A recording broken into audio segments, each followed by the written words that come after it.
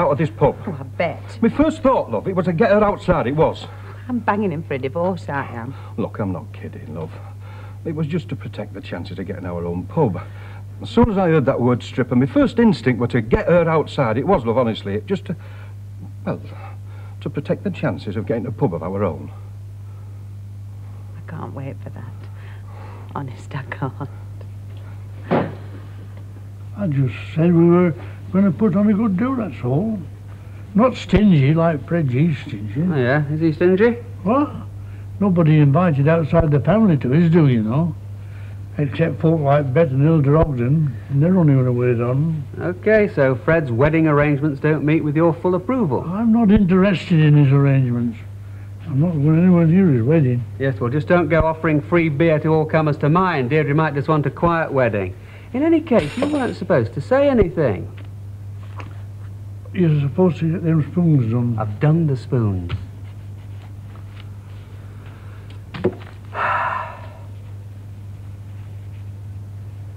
I suppose we'll be getting our own spoons and things. You know, starting from scratch, everything new. Yeah, well, they won't be like these any road. Look, I'm just going out to the back door to sharpen this knife. Hello? Oh, come and join us! Hi.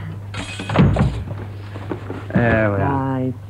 Saturday morning ritual, rubbing up the spoons, etc. I brought you metal polish. Not much call for it now, you know. I think it's habit forming. It gets into your bloodstream and turns you into a sort of working class Puritan. Never mind. We'll soon be away. Yeah, we'll soon be away.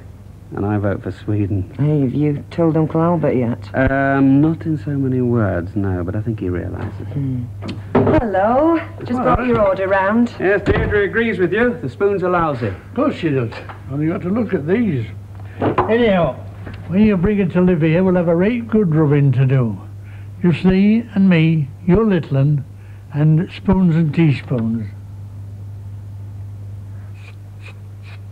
Well, for a man who spent the night with a stripper. Do me a favour. I'm sorry, I forgot. You kicked on a floor. Cross my heart and hope to die. Well, a bit fair. I mean, stayed here and he weren't capable of aught else. I mean, of course I was capable. My husband was there, weren't he? He was built like a brick closet, him. If you just said to me, Alf, take her home. If all for Alf, all you were saying was get him off. Well, I think you did the right thing, love. You could have got yourself breathalyzed, you know. Of course I could have known. Me in her car. That'd be my own boozer straight through the window, wouldn't it? Well, still. I just want to know the fella that shot me on that blower. Oh, let it drop. Just get wed and enjoy yourself. Yeah, don't start with your feuding. Well, how can you enjoy yourself with Yates pulling strokes like that? Nobody said it was, Eddie. In any case, she's forgiven you, hasn't she? Oh, well, I could have had an hour in bed, couldn't I? As it is now, I'm mad. Listen, Fred, you look a treat, my love. Don't you look a treat, Mrs. Wolfe? Very smart. A credit to us. Well, many congratulations, Fred, and happy years ahead. Thank you, Mrs. Walker. Now, the car's at the door, the wedding party's in the bar, and Mrs. Ogden will be here at 11 to help with the tapes. Oh, we best get off then. And a buttonhole for you, Alf. Oh, thank you, love. Excuse me, Fred, love. Good luck, kid. This reminds me about 20 years ago. You know, my mum fixing me hanky and me flower and Edna waiting out there. Oh. Come on, lad. Let's get it over with. Aye, come on, Alf. See you. All the best, love. Ta-ra. Ta-ta.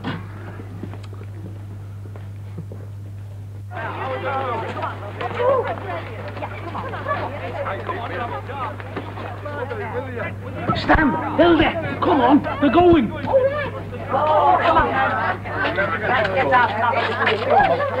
on! All right.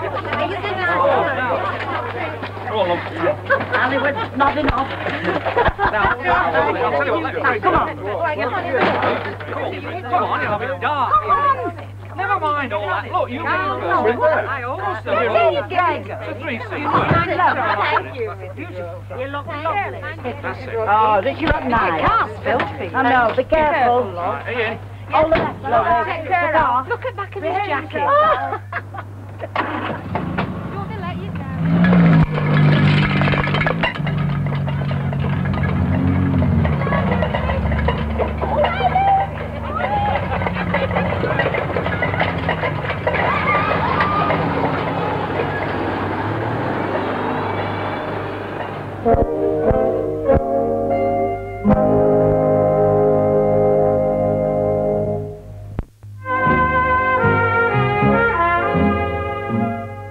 Now, if you're sure, if we just keep dropping the odd hint, that he'll get the general idea. Well, that's not the impression I get. It's independence itself, you know, when you get down to it, Uncle Albert. He's also 80-odd.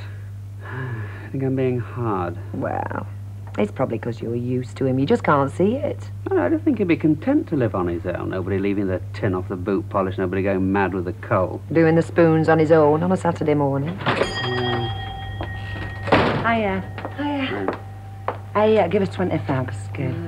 Oh, wait, ain't he smashing? Can I have him as the deposit? What, you mean part exchange? Oh, right, but what part? Yeah, right, well, I'll see you then. Bye. Hey, listen, if you see Alf, tell him no mucking about with the bridesmaids and I want him back here on duty at 4 o'clock. Right, bye. Ta-da, love. That's idea, kid. Get him tamed. I thought you cast the shackles off. Oh, I have, kid. Hey, I've left him with a sink full of pots and a right monk at their dishcloth. I thought I saw him going past earlier on. Oh, our Jack. Sure it was him. Flaming Nora.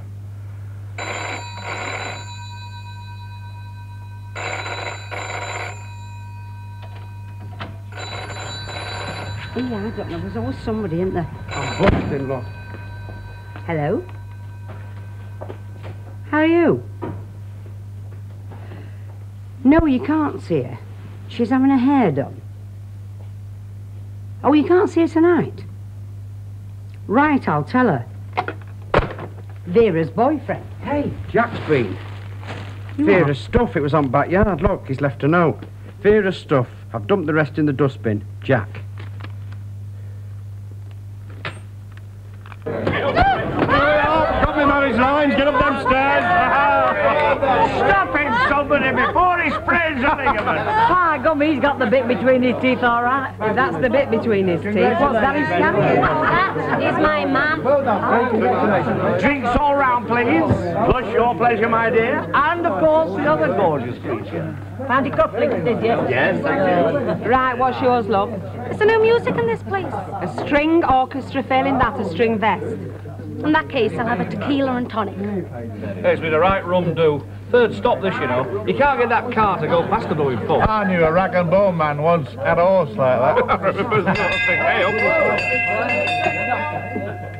Ladies and gentlemen, may I extend best wishes to the bride and bridegroom on behalf of Newton and Ridley, my staff, my clientele, and of course myself. Sherry will be served in my living room to the guests at 1:30. Goodness knows what their shoes are like. Is this all his fetch then? Is this it? You've seen no tells. With a big tater. Look, why don't you go round there, you know what I mean? No fair. Hey, this is him being crafty, hoping I'll go round. If he's put my red Lorix dress in that dustbin, I'll swing for him.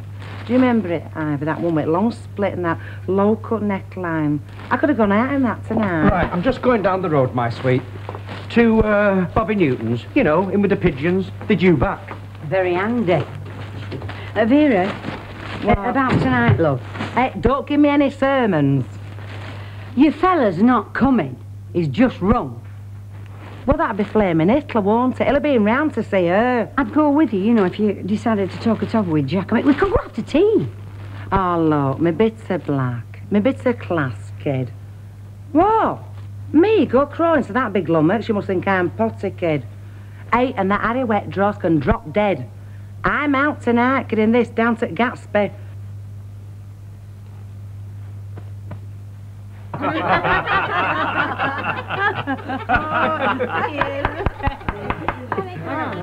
Pinch yourself out. Oh, thank you, sir.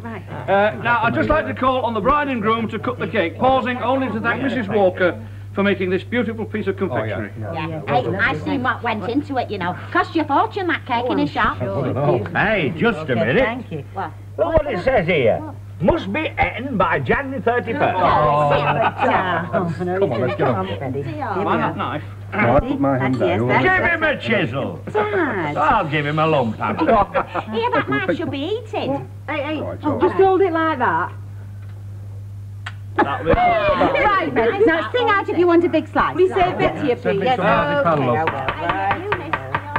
for Now, I'd like to call on the bridegroom to drop a few of his H's. Oh, yeah. Thank you, Sid. Thank you. There you are, Sid. Thank you.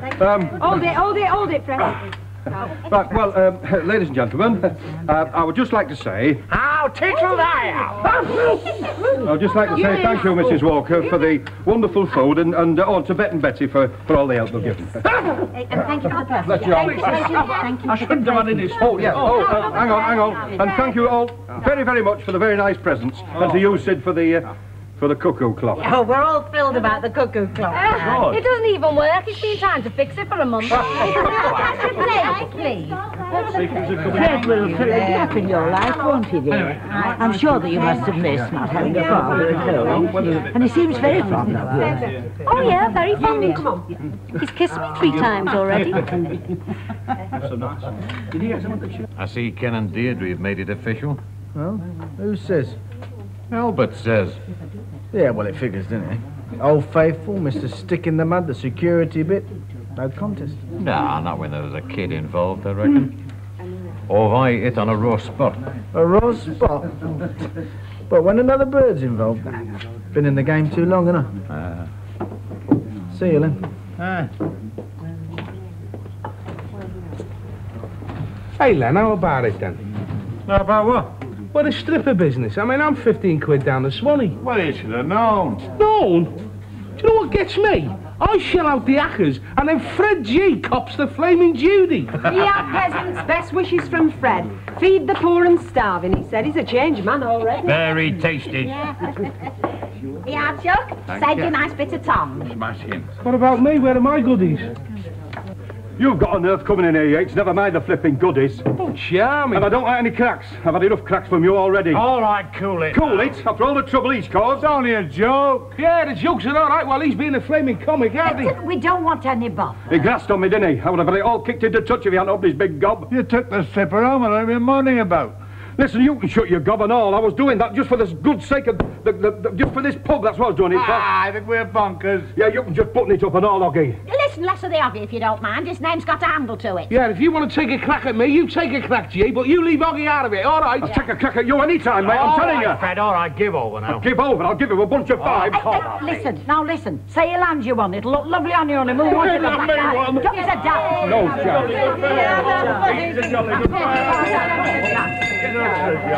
It's been a lovely day. Ladies and gentlemen, the wedding party are leaving, but before they go, could I ask you to raise your glasses and wish Fred, whose cheerful disposition and attentive service you all know, and his lovely bride, Eunice, every happiness and a safe return from their honeymoon in Rill. Cheers. Nice week. Have a lovely holiday. It's been a right nice day. How long are you going to be away? She'll change her tune when she's had Fred and his lovely bride for a month or 2. Plus the lovely in-laws on the doorstep. Rather have them a week than a fortnight, that's for sure. Oh, cheers, Doc. Cheers, love.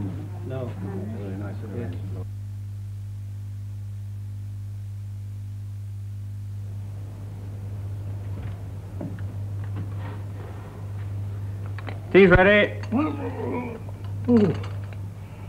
Oh, Tar. I didn't know it was that time. Where's Deirdre? Deirdre? Oh, in the shop, I suppose. Alf's on best man duty. Oh, I must have been dreaming then. Did you go to the wedding? No, I didn't bother. I thought that Deirdre and that young son of hers had been here having the teas. Maybe tomorrow. Nice proper tea, eh, with a clean tablecloth. Everything laid out proper. Well, we'll see what we can do tomorrow. A nice Sunday tea. That'd be a regular treat. And it could be, couldn't it? I mean, once you're wed and she's living here. Well, when I do marry Deirdre, Aye. and we haven't fixed a definite date yet, but when we do marry, it's fairly certain that we won't be living here. You do understand that?